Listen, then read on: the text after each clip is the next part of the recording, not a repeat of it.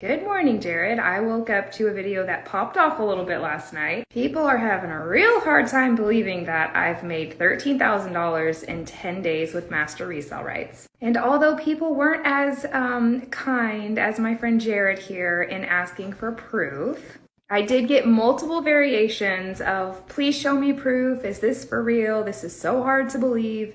And I understand it is hard to believe that it's possible to make $13,000 in 10 days selling a digital course, but it is. I probably don't make as much money as Jared here does internet trolling, but I'm pretty proud of what I've done, and I'm here to show you proof.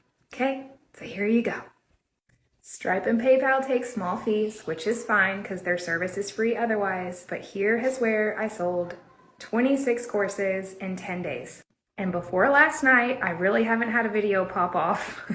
So I've done this as a complete beginner in 10 days, posting 3 times a day on social media and being really passionate and excited about what I have to offer. And if you're not as small-minded as my friend Jared here, who likes to internet troll to not make money, you can get with me because this is something you can do too as a complete beginner. Hope you have a better day, Jared.